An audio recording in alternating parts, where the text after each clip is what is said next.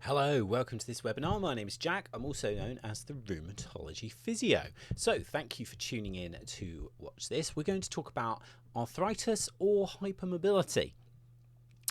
So we're going to delve into that. I've got a few slides to go with it. Hopefully you find the information of use, whether you be a healthcare professional or a patient who is wondering. I've typically stayed away from hypermobility in the recent history, mostly because my skill set is mostly in inflammatory arthritis, things like rheumatoid arthritis, psoriatic arthritis, ankylosing spondylitis, and so I've not really gone near it too much, but I have had a lot of questions across my social media feeds of recent to touch on hypermobility. So I'm going to try and stay within my lane as best I can, and we're going to talk about arthritis or hypermobility. Before we get cracking, please do, of course, as everybody asks, like, subscribe, comment, whatever it is, share the videos. It does help me to get around a little bit better and to get in front of more people. Okay, so arthritis or hypermobility. So let's talk about some of the differences to begin with.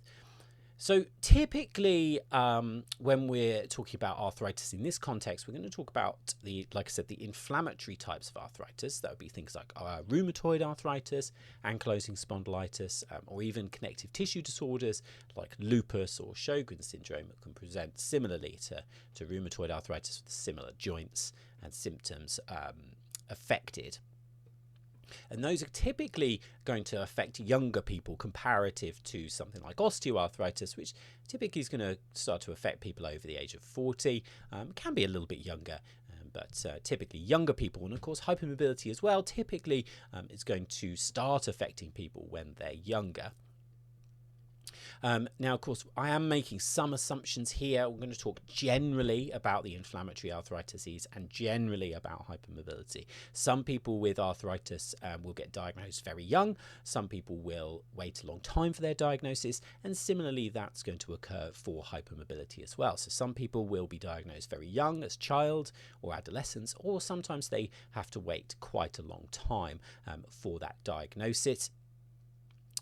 But typically we're going to be looking at younger people, and so they do present in a similar sort of cohort of people. Typically hypermobility and hypermobility syndromes like Ehlers-Danlos syndrome, for example, Ehlers-Danlos hypermobility type. We've got lots of different names for these things. Those are going to typically affect the female population a little bit more, and the inflammatory arthritis is also going to affect the female population a little bit more. That's not to say it doesn't affect the male population, but there is just a slight predominance towards the female population. And that does vary between the different types, both of arthritis and hypermobility. So some types of arthritis will affect lots more women. So for example, lupus affects a lot more women than it does men. Compared to something like ankylosing spondylitis, which is about equal, it affects about equal numbers of men and women. So let's start with arthritis. So typically with these arthritis types, something like rheumatoid arthritis, we're going to see inflammation. So that causes things like redness, swelling, heat, along with joint pains. And this is caused by the immune system. So it's an immune system dysfunction, and the body reacts against itself. So it starts causing inflammation that is targeted against itself. So I'll often describe it, or it is often described as an auto-inflammatory arthritis. So inflammation directed against the self. So it's related to the immune system. So the immune system is causing the problem. So it's causing inflammation on the joints. And typically we're not going to see instability, certainly in the early stages. With some of the diseases like rheumatoid arthritis or psoriatic arthritis, if that's occurring in specific joints, especially the knuckles, the MCP joints of the hand, say, then that can cause instability, but much later down the disease course. So not early on, we're not going to see joint instability. Compare that with the hypermobility. So this might be hypermobility, generalized hypermobility, just hypermobility at a single joint or multiple joints, or systemically as well, so it's causing skin elasticity and other things. Then or if something like Ehlers-Danlos hypermobility types, then we aren't typically seeing inflammation. So the direct cause is not inflammation. You will get inflammation if the joints or the soft tissues are injured, so let's say, for example, a dislocated finger or a dislocated shoulder or a dislocated kneecap, a patella, then you will get inflammation from the secondary tissue damage that can occur, but it's not the primary problem. The primary problem is within collagen production. So the collagen that is made is stretchier than is what we would deem within a normal range, and that leads to the elasticity typically of the tendons, the ligaments, the skin, blood vessels sometimes, those kind of things. So that's what the primary issue is. And then of course we will then likely see instability of those joints, because the tendons, the ligaments, they are not holding the joints in place or securely as they potentially should be. So those are sort of the key differences with arthritis and hypermobility. Like I say, there are specific differences with the different diseases, but of course that would take me an extremely long time to go into all of those. But just generally, that typically is the difference between those issues. Now we sort of have other things that can occur alongside arthritis and hypermobility, or maybe a better way of phrasing it is things that make the arthritis more likely or the hypermobility more likely. So things that make arthritis more likely are other inflammatory diseases. So psoriasis typically is an inflammatory disease of the skin. Inflammatory bowel disease such as ulcerative colitis or Crohn's disease, they are inflammatory diseases of the digestive tract. We also see things like acute anterior uveitis, or family histories of other inflammatory types of arthritis. You might see psoriatic arthritis, rheumatoid arthritis, lupus, etc. So those things make the individual more prone to an inflammatory type of arthritis. Compare that to hypermobility. We're typically going to see a family history of hypermobility, so maybe siblings or parents who also have hypermobility, or you might see associated conditions that could cause hypermobility as well, something like Marfan syndrome, and there are a great variety of diseases. So sometimes people can get a little bit confused here, so I just want to spend a little bit of a minute. So we have connective tissue diseases, so that would be something like lupus or Sjogren's syndrome or Sjogren's disease, and we have connective tissue disorders as well, and they are slightly different. So remember, we've got the hypermobility where the collagen production is significantly affected, comparative to connective tissue disease where we've got a auto-inflammatory components. There is a slight difference there. So sometimes people can get a little bit confused thinking that something like lupus is very similar to hypermobility, and of course some people with lupus also have hypermobility, because that, you know, as a population, the likelihood is that occasionally, sometimes, a person will have two different conditions at the same time. So that is possible. And you take the number of people with hypermobility. If you put all of them together, so all the types of hypermobility syndromes and hypermobility issues, then you're probably looking at about 25%. So if about 1 to 1.5% of the population have a connective tissue disease like lupus, for example, then it wouldn't be surprising to you that maybe 25% of them would get a hypermobility issue, which is not related, it's just alongside. So those are some further differences with regards to diseases or issues that can occur alongside or be causative. So can you get arthritis and hypermobility? So we just alluded to it, and there's two kind of points. So I'm just going to recover that first point again very briefly. You can, of course, have hypermobility separately to a type of arthritis. And I've seen this a few times, people with quite significant hypermobility issues and something like rheumatoid arthritis, and they are occurring separately. Of course, they are then giving symptoms to the same individual, and some of those symptoms do even overlap, joint pain, for example. But it's important to think that really the hypermobility isn't causative towards the rheumatoid arthritis. It's not necessarily going to be that hypermobility is making you more prone to something like rheumatoid arthritis.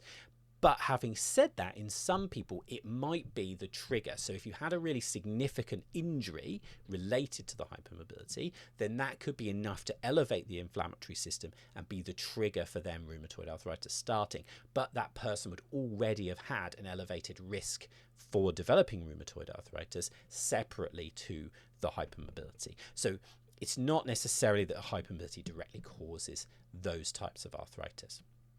And so they can occur separately and in the same person. But you also can get the hypermobility causing arthritis, but typically that's going to cause osteoarthritis. So what you will get is localized inflammation because of recurrent injury. It might be micro trauma from recurrent sort of minor dislocations or minor instability, or it might be a significant trauma because of a full traumatic dislocation, and then that is causing enough inflammation that will speed up the potential process of developing osteoarthritis. Again, it's not necessarily the only thing that's going to cause osteoarthritis in that joint. So let's take an unstable shoulder, for example. Just because someone had a very significant dislocation at the shoulder, that is unlikely to be the only thing that causes osteoarthritis. It's likely to be a whole myriad of other causative issues, but it certainly might speed it up or make it worse or make it more painful to the arthritic to that area becoming arthritic. So there is a little bit of a causative relationship there, but it's important to remember that that's likely to be osteoarthritis, not the other types of inflammatory arthritis like rheumatoid arthritis, ankylosing spondylitis, etc. So those are, you can get arthritis and hypermobility syndromes occurring together. And then finally, I just want to settle on the management differences. Like I say, I am no hypermobility specialist, so I'm going to talk about these in quite sort of general terms. In the arthritic population, we're typically going to see a lot of medical management. So for things like rheumatoid arthritis, there's a lot of varying medications that can be taken to reduce that inflammatory process down. So it interacts with the immune system, it reduces the inflammation being caused, and that settles a lot of the symptoms from arthritis. Some people do really well on that, and other people don't do so well. So typically you're going to see a lot of that. You might also see things like injections into an arthritic joint. You're also going to see non-medical management, and that's typically you're going to see things like exercise, hot and cold therapies like hot water, cold water, ice packs. You're also going to see potentially things like manual therapy maybe being helpful in these arthritic joints.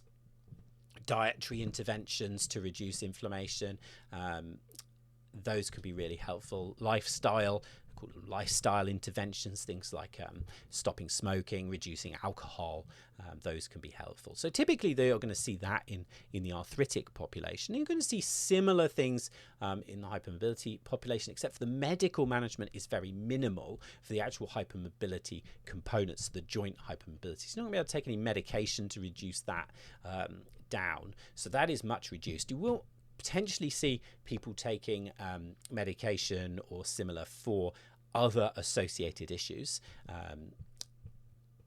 anything that's affecting the vascular system, for example. So there might be medical management for that, but typically when we're talking about the joints, you're not going to see particularly anything that's going to improve the hypermobility there. So there's a big difference between the two.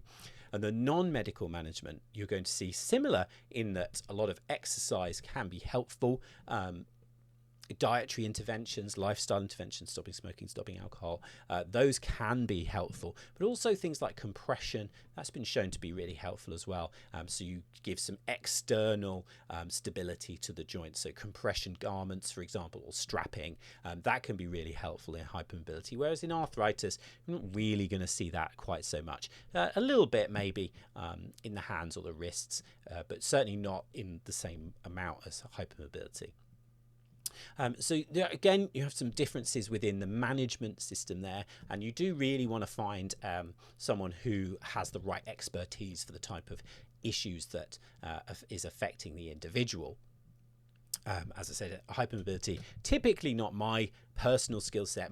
I'm much more geared towards that inflammatory arthritis type of problem. And so I will commonly, if I do get people booking in with me with hypermobility issues, I typically direct them elsewhere to some specialists that I know of. So there are some differences in management there, and probably some differences in skill set.